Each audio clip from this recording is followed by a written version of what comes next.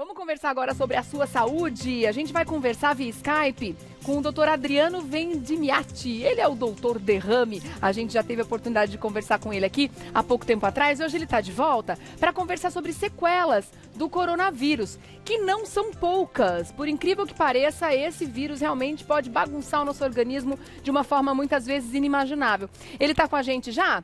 Olá, doutor, tudo bem, doutor Adriano? Bem-vindo. Olá, minha querida, tudo bom? Muito obrigado. Eu agradeço mais uma vez pelo convite aqui. Também, tudo ótimo, graças a Deus. Bem-vindo mais uma vez, viu? Bom, com esse cenário agora que a gente está encontrando de inverno, frio, né? Que parece que esse ano veio com um pouco mais de força, a gente tem que se preocupar um pouco mais com a transmissão do coronavírus também, doutor? Sim, minha querida, a gente já percebeu não só aqui no Brasil, como em outros países pelo mundo, que o coronavírus ele é um vírus sazonal, quer dizer, no inverno aumenta a capacidade de transmissão dele. Isso tem a ver por questões assim, sabe, não só ambientais, como questões de comportamento. As pessoas ficam em locais mais fechados, saem menos, aglomeram mais. Então isso aumenta a taxa de transmissão dele e faz que todos os países do mundo no inverno tiveram um aumento da transmissão. A gente já está com um aumento grande agora que o frio não chegou de vez. Quando ele começar a apertar, a tendência é explodir. A gente pode dizer também que a questão comportamental das pessoas diante dessa esperança da vacinação que a gente está tendo agora, né? A vacinação que está, graças a Deus, aumentando em número, né? Mas a gente percebe as pessoas também um pouco mais tranquilas com relação aos cuidados, né? Você acha que as pessoas também não estão aguentando mais a esperança da vacinação faz com que os casos, em vez de diminuírem, aumentem? Porque realmente ontem a gente teve uma explosão do número de novos casos e isso preocupa muito, né, doutor? Sim. Ontem a gente teve um recorde que acho que foi 114 mil alguma coisa casos. O Brasil nunca tinha tido um número tão alto como esse. E assim, isso testando pouco. Com certeza está mais do que isso, né? Se a gente começasse a testar como os outros países testam, entendeu? A gente já veria que esse número é muito maior. E sim, tudo aquilo que passa uma falsa sensação de segurança vai fazer as pessoas que não estão muito bem informadas a abusar. Até porque eu sempre falo, a Covid não mostra a cara dela mais feia na rua. Você não vai ver pessoas morrendo na rua, você não vai ver pessoas caindo no chão. Então, se você quiser ter a impressão que está tudo bem, você vai. Você vai para o shopping, você vai para o restaurante, você vai sair para a casa dos seus amigos e você vai saber de fulano que pegou, fulano que morreu, mas dá a falsa impressão de segurança. É como se fosse uma casa. Cada vacina é um tijolinho. Você não pode achar que você está protegido da chuva até o teto da casa ser construído. Tá certo. Bom, vamos entrar no assunto sequelas, então, porque a Covid-19 tem trazido sequelas que a gente nunca tinha visto antes em vírus de gripes, né? Coisas bem diferentes que estão acontecendo com o organismo. A gente pode pontuar quais são as principais, doutor? Então, o primeiro problema é justamente isso, que o corona ele não é um vírus da gripe, ele não é uma influenza. Então, dos primos e irmãos dele, a gente sabia muito pouco. E agora a gente está começando a perceber que os órgãos que ele gosta de atacar estão sofrendo muito. Primeira coisa que é importante frisar é o seguinte, sequela de Covid não tem relação só com a gravidade. Não é só quem foi para a UTI que vai ter sequelas. Às vezes, pacientes que tiveram quadros leves, passado 30, 40 dias, podem começar a ter alguma complicação. As principais sequelas são pulmonares, questão de falta de ar, fadiga, cansaço. Alguns pacientes estão precisando usar oxigênio em casa, mesmo tendo tido quadros leves. O segundo órgão que mais é atacado pela Covid é o próprio cérebro. Aquela coisa da perda do olfato e paladar. Tem pacientes que nunca mais voltaram a sentir gosto ou cheiro, mas tem quadros de confusão mental, questões de memória, a pessoa começa a ter uma dificuldade de guardar memórias, alterações de humor, como ansiedade e depressão, entre outras coisas. E o terceiro órgão que mais sofre com a Covid, por influência, é o próprio coração. Então você tem quadros também de miocardite, cansaço e outras coisas relacionadas ao ataque que o coração sofre da Covid. Por que a gente tem ouvido muitos relatos também relacionados ao rim? O rim também está sendo bem afetado? Então, o rim não é um dos órgãos que ele mais gosta, mas o que acontece é que muitas das vezes o próprio tratamento da Covid grave vai causar lesões no rim.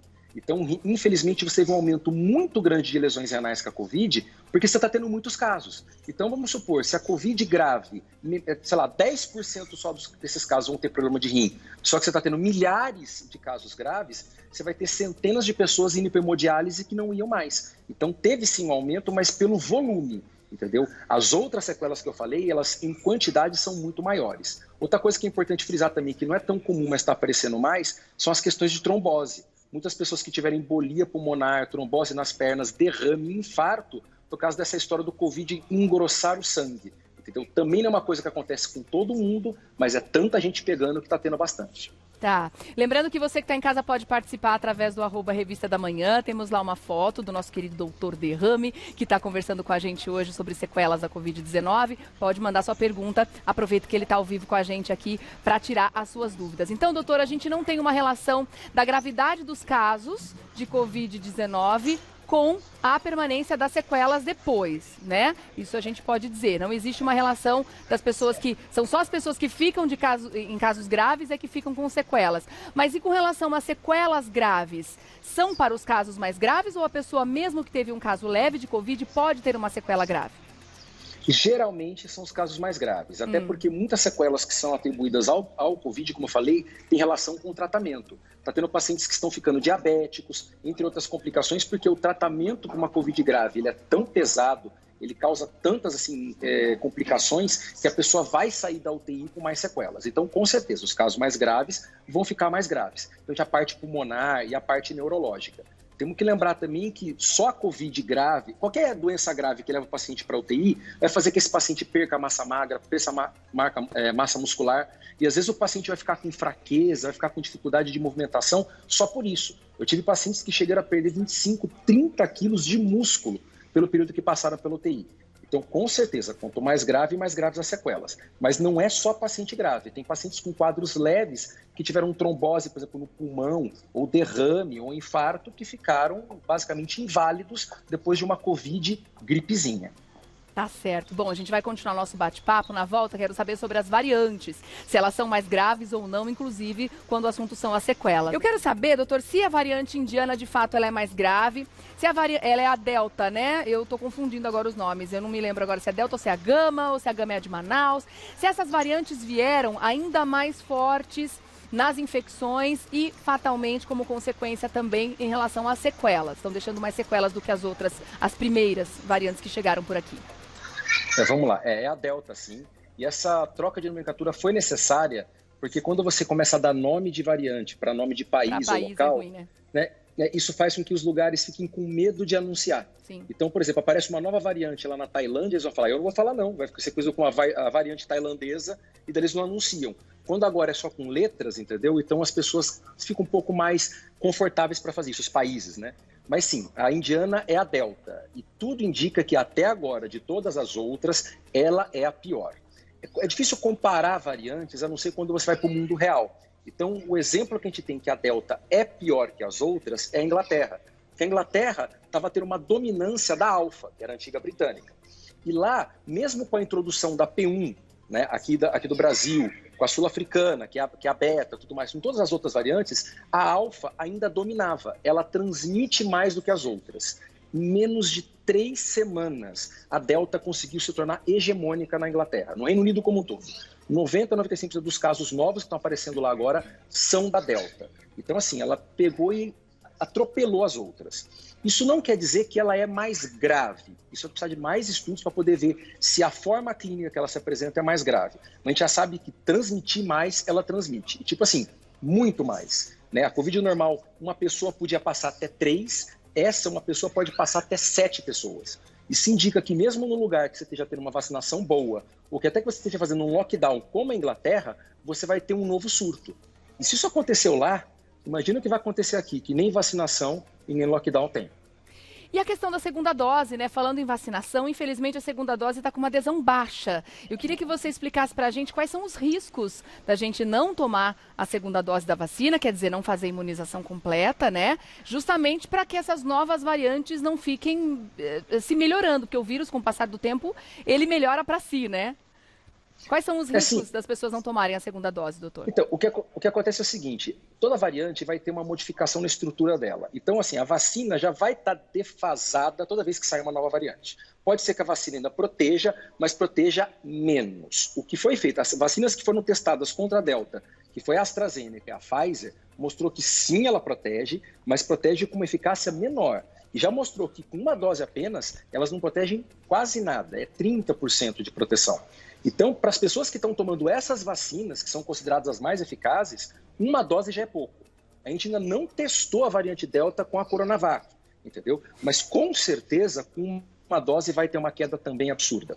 Então, o fato é, a gente tem que tomar 2 doses porque o vírus está mudando.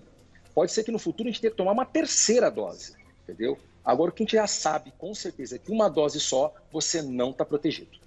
Quer dizer, além de tudo, estamos gastando dinheiro público à toa com uma dose só, né? Afinal de contas, não está resolvendo de nada ficar com uma dose só. Então, gente, vamos prestar atenção e tomar a 2ª dose. Vamos fazer o seguinte, ó, eu vou dar um recadinho. Na volta, eu queria que você explicasse pra gente, nesse ritmo de vacinação que a gente está agora, qual a expectativa para a gente atingir os 70%, né? Que é o esperado, pelo menos para a gente tentar atingir essa imunidade de rebanho, como se diz, né? Só que com vacinação e não com contaminação. Nesse ritmo de vacinação que a gente está agora, doutor Adriano, qual é a expectativa para a gente atingir esses 70%? Então, vamos lá. Tem várias coisas dessa continha que a gente tem que levar em consideração. Em primeiro lugar, a gente fala de 70% a 75% da população vacinável. Se a gente falar que o Brasil tem 220 milhões de habitantes, né? E dessa faixa, talvez aí uns 30%, 40% são de pessoas que não vão ser vacinadas, menores de 18 anos, pelo menos esse ano, não vão ser vacinados, entre outros grupos, a gente está falando aí em torno de 150 milhões de pessoas para ser vacinadas. É bastante gente, tá? Então, assim, daí também tem o fato de que esse cálculo de 70% era com as variantes antigas. Pode ser que com a Delta você precise de muito mais, 80, 90. Mas vamos colocar nesse número, vai, 150 milhões de brasileiros vacinados, com 2 doses. Você vai ter que pegar o que falta de vacinar, porque até agora a gente tem aí 10, 11% da população vacinada. Então você está falando aí de 30, 40 milhões de brasileiros vacinados, entendeu? Daí você pega e faz o cálculo de o que falta e daí você divide pelo número de doses que a gente está dando por dia. A média está sendo 1 milhão.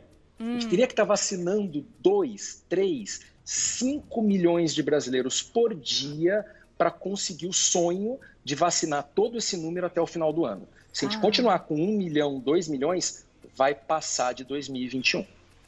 Então provavelmente essa vacinação vai se arrastar até 2022 no ritmo que a gente tá, né? Porque tem um calendário e falta vacina. A gente viu, né, nos últimos dias aí as UBS tiveram que, né, parar com a vacinação por falta das vacinas. Agora tá normalizando, mas tiveram que mexer no calendário. Então, assim, isso vai acontecer, infelizmente, né, com uma certa frequência. É uma pena. Bom, vamos para as perguntas que o pessoal está com bastante dúvida aqui também. A Cláudia quer saber o seguinte. Ela está se recuperando de Covid em casa. Ela já passaram aí 14 dias, né? Ela perdeu o olfato, perdeu o paladar, mas há uns 3 dias voltou. A memória, ela sente que afetou, pois ela está esquecendo tudo com muita facilidade. Existe alguma coisa que pode ser feita no caso dessas pessoas que estão com perda de memória? Então, vamos lá. A parte neurológica está sendo as sequelas mais difíceis de tratar, né? A parte olfato-paladar tem alguns tratamentos, mas que não é todo mundo que responde. A parte de ansiedade e depressão você vai tratar com medicações. A parte de memória está sendo muito difícil. Você pode entrar com algumas medicações que você estava usando para pacientes com demência, né? Até ginkgo biloba, algumas coisas que não têm tanta eficácia comprovada, mas muitas das vezes o que está sendo feito com esses pacientes são exercícios de memória. Basicamente como se fosse uma fisioterapia da própria memória. O ideal para essa pessoa é ela procurar um especialista, um neurologista e começar a fazer um acompanhamento. Tá certo. Mais pergunta para você aqui agora da Sueli. Ela disse que ficou 11 dias na UTI. Nossa, deve ter sido tempos muito difíceis. Ela sente ainda muita dor na lombar. Ela quer saber o que pode ter acontecido e se isso deve passar. Isso pode ser tanto sequela, mais uma vez, do tratamento, o fato de ela ter ficado vários dias deitada numa única posição, pode ser que tenha tido um machucado em algum dos nervos, até o próprio nervo ciático, às vezes também pela perda de massa magra, né? Isso pode acontecer de achatar, né, diminuir o espaço entre as vértebras e pinçar um nervinho que já tinha algum problema, e pode ser também uma neurite pós-Covid. Né? Lembrando que o Covid gosta de atacar nervo, ele pode atacar o nervo das costas e dar essa dor. Mais uma vez, ideal procurar um especialista. Tem medicações que resolvem isso. Precisa descobrir o porquê que ela está com essa dor para fazer o tratamento específico. Normalmente as sequelas, quando a gente fala aqui, inclusive desses relatos que a gente tem visto, dores, a perda do paladar, são sequelas passageiras? Quais são as sequelas que até hoje as pessoas que tiveram infecções mais antigas continuam relatando que elas se mantêm? Então, essa pergunta é difícil de responder, por quê? Porque a gente tem Covid há 1 ano e meio, né, no mundo. Então a gente sabe que as sequelas mais duradouras estão durando 1 ano e meio, né? Mas o que a gente está percebendo é que aquelas que perduram mais é a questão do olfato e paladar, é a questão da memória e dessa questão emocional, ansiedade e depressão, e sim também a parte pulmonar. pacientes com sequelas pulmonares que foi de fibrose, de cicatriz mesmo, que não volta mais. Fora aquelas sequelas que eu falei que não é da Covid, que é do tratamento, como a gente falou, diabetes e insuficiência renal. E isso, às vezes, assim, é permanente, a pessoa não volta mais. Quer dizer, coisas irreversíveis, né? Situações muito difíceis e irreversíveis. A questão da queda de cabelo, quero saber também se ela pode ser transitória, porque os relatos têm sido bem frequentes, né, com relação à queda de cabelo. A Célia quer saber se isso é verdade. E a Bispa Samira, ela disse que teve Covid, ficou na UTI e já perdeu mais de 50% do cabelo dela. E ela não sabe o que fazer. Queda de cabelo é uma queixa muito comum, mas ao que tudo indica, parece ser um efeito secundário. Não é que o Covid vai atacar o folículo e fazer cair. Faz parte do processo de desnutrição. Como eu falei, a maioria dos pacientes que tem Covid perde muita massa magra, muito músculo, e o corpo vai começar a priorizar aquilo que ele considera essencial. Então, cabelo para o nosso organismo é supérfluo. Então, ele fala, eu não vou gastar energia, né, e nutrientes para a formação do cabelo. Faz cair o cabelo, deixa cair tudo, vou gastar essa energia toda com outras coisas. Então, é óbvio, passado a fase inicial, você fizer uma dieta muito bem equilibrada, passar com um nutricionista e está fazendo acompanhamento, a tendência é o cabelo crescer de volta. Só que, óbvio, mais para mulheres, né, que tinham cabelo que demorou talvez anos para crescer, isso vai levar um tempo para aparecer, né? Tá certo. Bom, as sequelas com relação também ao olfato e paladar, a Caroline está perguntando aqui que o marido dela, em alimentos com cafeína, ele ficou com paladar e olfato alterados, né? Ele sente cheiro e sabor de estragado, né? De coisas estragadas na boca dele. Ela quer saber se tem algum tipo de tratamento que pode ser feito nesse caso, se isso é irreversível, né? A gente, inclusive, já falou por aqui que existe algum tipo de fisioterapia que dá para fazer, um treinamento, né? Com relação a essa questão do olfato e do paladar, doutor? O que acontece é o seguinte, você tem vários tipos de sequela da parte de olfato. O mais comum é perder o olfato, perder o paladar. Mas essa perda acontece porque o nervo é destruído. E daí, conforme o nervo começa a se reconstruir e conectar com o cérebro, ele pode conectar errado. Então, você pode ter o que a gente chama de digeusia, né, ou diosmia. Ou seja, a pessoa começa a sentir um sabor que não deveria ser daquilo. Come carne e sente gosto de gasolina, coisas bizarras desse jeito. O tratamento, tanto para perda quanto quando conecta errado, é o mesmo. Você vai ter que, é lógico, tirar o processo inflamatório, usar algum corticoide de spray e tal. Tem algumas outras substâncias, como ácido alfa-lipólico, ácido linoleico, algumas gorduras essenciais que ajudam na reconstrução de nervos. Mas, principalmente, esse exercício que eu falou de fisioterapia. É meio que dizer para o teu cérebro, esse cheiro é tal coisa. Envolve, geralmente, o uso de óleos essenciais, tem cheiros bem específicos que você vai sentir o cheiro e vai tentar evocar, lembrar de alguma memória relacionada ao cheiro. É como se você quisesse dizer para o teu cérebro, isso aqui que eu estou sentindo, está aqui no meu cérebro, essa é a memória relacionada a ele. E fazendo esse exercício diariamente, algumas pessoas conseguem voltar ao normal. Não é todo mundo, mas consegue. O ideal é fazer isso com acompanhamento com o especialista, o otorrino. Tá certo. Bom, para encerrar, eu queria saber a respeito das reações vacinais. Tem muita gente com essa história agora achando que a gente tem aí cardápio de vacina e que a gente pode escolher de acordo com o que a gente já tem, né? Eu tenho questão vascular, não quero tomar AstraZeneca, que eu vou falar. Explica para essas pessoas, doutora, a questão da segurança das vacinas e desses efeitos colaterais que as pessoas estão relatando, que eles não são graves, enfim. Eu acho que é importante a gente, ao máximo, tentar desmistificar essa questão, né? Com certeza. Vamos lá, gente. A gente já passou de 1 bilhão de doses de vacinas dadas pelo mundo.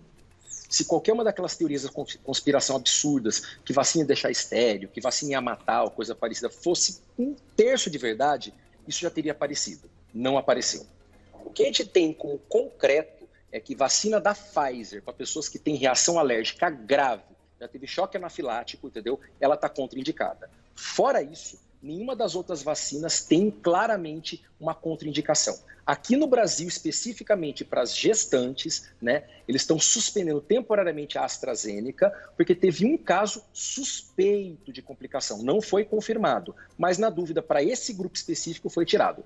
Mesmo aquela trombose super rara que aconteceu na Europa, você tem menos de 500 casos no mundo, com mais de 100 milhões de doses da AstraZeneca já administrada, e no Brasil não tem nenhum caso confirmado. Então, gente, é importante vocês entenderem uma coisa, entendeu? A Covid ainda é a coisa mais grave do mundo que você pode passar em relação a risco, entendeu? Então, mesmo que a vacina fosse arriscada ou desse muitas reações, ainda seria melhor do que, como a gente está falando aqui, passar por uma UTI ou sofrer sequelas. Mas elas não são. As reações vacinais, mesmo a que dá mais reação, que pode ser a AstraZeneca, são leves comparadas com muitas outras vacinas. Eu, quando tomei febre amarela para minha lua de mel, eu fiquei 2 dias de cama. Não é assim que funcionam essas vacinas. Elas são seguras, elas dão poucas reações baseadas com outras vacinas e, com certeza, gente, é mil vezes melhor do que você pegar Covid e sofrer as sequelas dela. Tá certo, doutor. E para encerrar, nunca é demais a gente lembrar, né, quais são as medidas, os protocolos para a gente evitar a contaminação. E para isso, a nossa produção fez um VTzinho bem legal. Mas antes eu vou deixar aqui o seu Instagram para as pessoas acompanharem. Tem muita informação bem legal no @dr.derrame. @dr.derrame, que é o Instagram do Dr. Adriano Vendimiati, que é médico emergencista e divulgador científico, a quem eu agradeço demais a participação aqui no Revista da Manhã mais uma vez. Obrigado, doutor. Eu que agradeço mais uma vez e quando vocês precisarem é só chamar. Obrigada, querido. Até uma próxima, viu? Vamos rodar o VTzinho então para a gente lembrar como é que a gente se protege contra o coronavírus. Veja aí. Usem máscara, pessoal. Usem máscara. E aí, pessoal, usa máscara, fica em casa, hein? Gente, passem álcool gel, usem máscara e fiquem em casa. Cuide-se bem, eu quero te ver com saúde e sempre de bom humor. Máscara e álcool em gel, gente. Tem que se proteger. Todo mundo de máscara, hein? 2 eu tô, ó. De máscara. Com tudo. Usem máscara. Gente, usem máscara em sua casa. Pessoal, se proteja, use máscara, hein? Pra nunca perder esse riso largo e essa simpatia estampada no rosto. Pra nunca perder esse riso largo e essa simpatia estampada no Galera, sempre de máscara, hein? Se cuidem!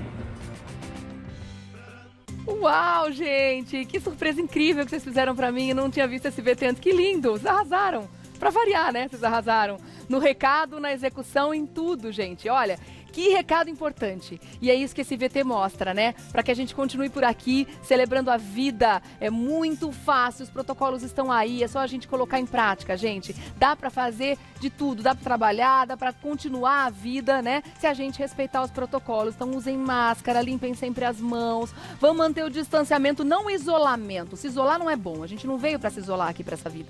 Mas o distanciamento é importante. Por isso que é muito importante, sim, a gente pegar esses protocolos e colocar em prática sempre, tá bom?